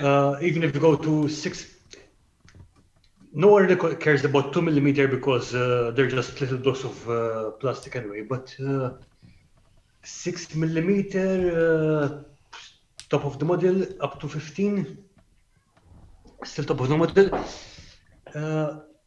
28 and 32 tend to be interchangeable because 32 millimeter tends to be called 28 millimeter heroic scale. Okay. Okay, so basically what changes the proportion of the size of the head in relation to the rest of the body. So how do you translate that into the scale for crafting terrain? How would you convert that, and where would what does that look like for you, Carl, if you're crafting say a house? Okay, normally I wouldn't worry about the individual model, but what I would do is say take a normal average human miniature. Yep. Measure it up. That's your 6 feet. Okay. Or 2 meters or whatever. Yep. And then base your measurements of that. I see. I find it easier to work off that rather than 50 millimeter scale to millimeter scale, whatever. Just take the measurement of your model. Okay. And work off in relation to that. Yeah, That's to work out mostly. I looked at I found I totally lost the link. I have to find it again, but a link that helped me with basically the measurement of the building, like out in millimeter, like down to the millimeter of like what to measure with it. And this got me pretty close. Like this for the first one, this was pretty solid. And then I was like, okay, see, this is how my crafting brain works, because I've already had to like look up and do math, and I'm like, this is crazy, this is good, like, but I'm like, I want to move on, and I want to move quickly through it. I also want to get it looking proportionally correct, like for the build. I want it to look good. And then No, I mean, go ahead. If you had a chart to begin with, you're fine. Right, and that was pretty good. Like, it's pretty good. So, kind of my thought was this one was just a little big, yeah. Mm-hmm. So I went through the junk pile, aka just the random stuff thrown all over my garage. for terrain, and I found these empty milk containers, and this one's heavy whipping cream, but it's just a titch smaller than the other ones. You can actually fit it. It actually fits like inside, but it's just a little smaller. And I was like, oh, this is going to be an even better scale to build some smaller stuff. And there are some larger buildings in the main street. There's I have to build 6 buildings. One of which is going to be a giant sporting goods store. So it needs to be a big sporting goods store. There's going to be a gas station. There's going to be a general store. There's like a little knick-knack building, and then there's several residences. There's also a real estate building as well. But this one, I wanted to create like a two-story house for one of the residences that'll be off the main street, like out in the woods near the creek that I was talking about earlier. So this one, go ahead. We're talking about a role-playing game, not a war game. Is that correct? Yeah, it's actually going to be for it's for a new tabletop RPG that's being it's one of my buddies is does a lot of freelance writing for tabletop RPG creation, and this one is a map of the encounter in the city that he's building and creating. So he asked me to create it, if I would create the diorama for it. Essentially, and I was like, sure, that sounds great. So it will be used it could be used for multiple things. It actually, it may end up making its way in the actual print of the book, where it's basically going to be like an over the head top shot of the town, and like have an overhead map essentially for the players that are when they open the book and they read about the encounter, like guiding them through it. They might end up seeing this. It also just may end up being inspiration for their art department too. That may take. You're still going to have to have fun building it, so that's right. It doesn't matter no matter what, right? It's gonna be a fun build. It gets to help my buddy Cameron out. It'll be fun. So let me give you the advice I wouldn't follow. So. Really, really seriously try to avoid detail. Avoid detail, you're saying? Avoid detail, yeah. 15 millimeter, you can't afford it. So, like carving individual shingles? yeah. 15 millimeter, that's a bit much. I realized that last night when I was doing it. Like, less is more. So can I share with you, Carl, an idea that I had for it? So check this out. This is what I'm doing for because you were talking about less is more. Yeah. And this still may be a little much, but I think it's pretty simple. So taking just a flat sheet of balsa wood, okay, and then using the ruler here to score the plank. So here's the quick build for the next house, because this one I measured dollar store foam core, and then took cardboard, made the roof. What do you call this little triangle thing here in the middle? I have no idea. What is it? Is there a name? There's a name for it architecturally. There's a name for it, but I can't remember it right now. Yeah. I don't remember what it is. Anyway, taking this build, right? Cutting a square out of the container that's a little smaller, taking a strip of the balsa wood, and then scoring lines in the balsa wood pretty thinly for the 15 millimeter scale. So I'll just do a couple lines here for everyone that we can. Derek just jumped in. It's the gable. It's the gable. Thank you, Derek. Well done. Thanks. Someone knows what the heck they're talking about. Thank God, Derek is there. I knew someone would know. So if I score this balsa wood and then cut out the balsa wood after I score it, so here's like a small example of it. Let's see if you can see it here, Carl. You see how I've scored the lines in the balsa wood there? So then taking that, cutting it out, and then just gluing it right on there. And then there's like it's just like for me, it's just if I want to create like a quick wood house texture build, I could do that. It's just as easy to use the dollar store foam core and draw the texture on it too. For 50mm, I would probably paint something. Oh, what do you like? Paint it? Yeah, because yeah. Think about it. I mean, imagine 50mm scale, right? That would be right from the ground to the top of your head. Right. 1 millimeter of depth would be about the height of a cat or something like that. Oh yeah, like are you talking about the actual scale of what are you referring to with that? Like in the house? Are you talking about? Okay, let's put it this way. Forget the house for a moment. Just think about scale in general. Yep. Okay, so let's say the shingles. Shingles are about how thick would a shingle be usually? 1 inch, 2 inches. Oh, for thickness of a real life shingle? Yeah, it's probably about less than 20 centimeters, so maybe half an inch. Yeah. Half an inch. So we're talking about something like this now. 1 millimeter in 50mm scale would be around this high. Pretty big. Mm-hmm. Yeah. Okay. So just imagine the depth of your pencil line or your knife line, or whatever. That's way too much. Oh yeah, you're 100%. Like as far as like creating that many individual shingles, whatever. Yeah, I would just paint them on, or do a texture or something like a light texture. I see.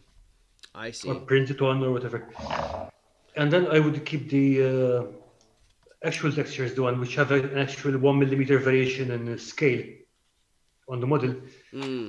For anything which has, like, I mean, doorways or anything which has a. At that scale, I would abstract it properly and say, okay, if it has a gameplay use, I would use a physical texture. Make a gap, depth, or something. Yeah, like that's therein lies, kind of the rabbit hole I get to choose to go down to. Like at what how in depth do I get with it? Oh yeah, absolutely. And I mean, like, if you have to go in full depth, you could model everything to the exact depth and thickness. And I think for me, the build is definitely going to be impacted by how the time, right? The theme of the theme that we've talked about, and like being able to. I want to do it as quickly as possible. I just had a lot of fun yesterday, and again, I'd already spent the last week. Derek, you're to blame for the inspiration for the individual shingles on my small first house here. I was just like, well, might as well cut these. Plus, I had the balsa wood, and I was like, this will be a fun thing to add on and add little texture. The goal is quick and easy texture that I can create. Not a ton of detail, but a little bit more detail. To let it pop and breathe some life into the build. Foam core or foam board. Yeah, the foam. I mean, it's super easy. Like, could totally take that texture, right? Could do it here on this one, even, right? Where I can literally. You can draw. Hey Daniel. Yes. How many things have you built so far this evening? Well, I mean, like at least half a dozen, right? No, so I'm fascinated. I genuinely have never thought about 15mm scale in any usable way, and But you normally work in 1:1, yeah? What's that? I said you normally work in 1:1. Well, I mean, we have some very common scales that we use for like the technical drawings that I produce, and frankly, the closest thing is like 1:96, right? That 1/8 inch scale that I was talking about earlier, which is pretty close to 15mm scale, which is the 1:107. But I mean, what you were talking to Colin about is more often than not, we're avoiding that scale for anything remotely detailed because your graphite gets too big. I mean, that's it. Yeah, the size of your pencil is exactly. Yes. massive in that scale. Yeah.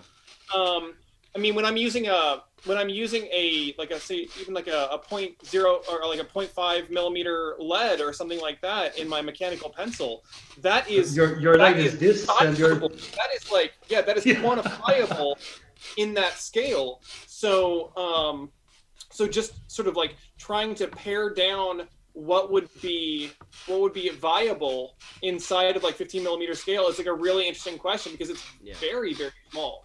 Yeah. I mean, it's very small.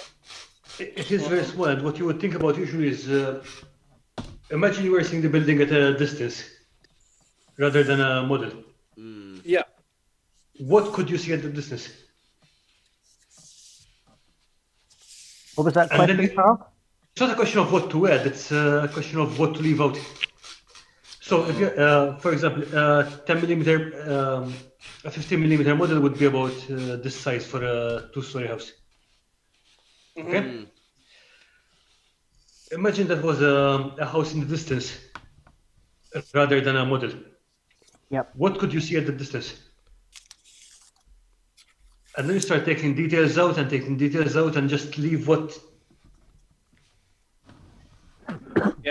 Yeah. I mean, it's very, very small. I mean, even at like, so I just built this sort of like very simple house shape just to sort of play with it. And in 1/8 inch scale, this is 24 feet wide. Like this is pretty substantial. And it's, I'm working with a normal ruler, not a scale ruler right now, but it's 18 feet tall. I mean, like it's about as tall as like the tallest part of my house right now. So meters. It's simpler. Meters. Meters. Yeah, you're right. It's about 68 millimeters. Yeah, which in this is about the height of my house in scale in like the 15 millimeter scale at the highest peak, and I just can't draw like stuff that detailed in here. So I think your tools just won't fit into the scale.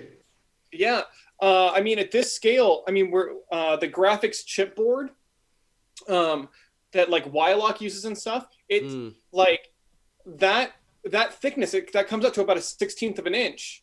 And sorry, I gotta work in my imperial dumb foot system because that's what I've been trained in. But that's about a 1/16 of an inch, which really equates to about 6 inches in scale.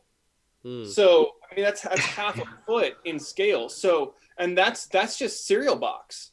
So when you start thinking about what looks proportionately right, 15 mil is really small. It's really small. It is small. Yeah. It's super tiny, so and I think that's the point you start to throw out the thickness of stuff. Yeah, I think you know, I was also thinking about the architectural models that I've seen like done. They're not painted. They are. What do you mean not painted? Some of them are painted, but like some of them are. It's basically to give the shape and structure right at the smaller scale. It's the idea of it. Some of them are painted. And some things are detailed on it, but you know, oftentimes like you're talking about, Carl, like what are you going to see? What is visible at that scale? And exactly. that's the fun part of this build for me so far, is trying to figure it out. Something that I've never quite tackled before at a smaller scale, because most of it has been, you know, that 28 millimeter scale. That on the other hand, there's one more thing which you might want to think about is what can you see and what do you want to show? Yeah. Yep. Because then you might want to you know, bend reality and you know, fudge it a bit and Yep. Oh, I've got a question. This is a question out there for Derek too. This is switching off scale for a second, but this is something that I haven't built before. I've prototyped a couple of roads because there's roads for this build. What have you guys, Carl or Derek or anyone else in the chat that's out there, what have you guys used before to create the roads? Because my prototype yesterday, I took some like pumice. I took the Vallejo texture paste that's like the pumice stone. It's really nice and it's really cool texture, but that stuff's expensive and it didn't give that much better texture. I just took a strip of the XPS foam and then rolled aluminum foil over it, right? And that seemed to work. Like when I just put the base Mod Podge down, it seemed to work great. So Sandpaper. Sandpaper. Oh yeah, sandpaper. Yeah, glue down some sandpaper and stick stuff on it. Yeah. Okay. 80 grit for 28 millimeter and 400 up for whatever it is. Ooh, that's a good idea. That's a relatively inexpensive solution too. I like that a lot. Yeah, black oxide sandpaper. Just glue it down. Yeah. Then I don't even have to paint it. Just throw it down. Still not dabbled in ground terrain. Derek has not dabbled in the ground terrain. Okay, that's all right. That's if you think of anything, Derek, and anything comes to your mind over the next week or so, like let me know. Just send it to me. Message it to me online, and we'll. I'm open because I'm still creating and crafting it. Well, that's great. Like, thanks for jumping on, Carl. That's huge to talk scale. Same with you, Daniel. And I love that little build. Like, isn't it? It's just nuts how small the scale really is in this smaller setting. So I'm gonna be excited to report back and kind of share this build as it evolves and comes along. The nice thing about these is though for now they're not attached to anything. Pretty easy to just take them off, whoop, and move them around wherever. You would love 2mm scale models. Say again? I said you will love 2mm scale models. No, I'm already like yeah, you're like 15. The 15. Hey, where'd the table go? That's right. Like I don't even know where anything's at. How did your backdrop there for the builds go, Michael? How did it turn out? I've got to do one more coat. You can see the board still ever so slightly coming through. It's just drying, and then I'll give it another coat. It's looking good. Yeah, it's looking good. It's going to be just something to photograph things on top of. And what do you plan to have the background? Sorry, say it again. So you've got that for your floor. What are you planning as a background? Probably just a black sheet or a white sheet. Can I see your foam thing again? Yeah, you can. Yeah, 1 second.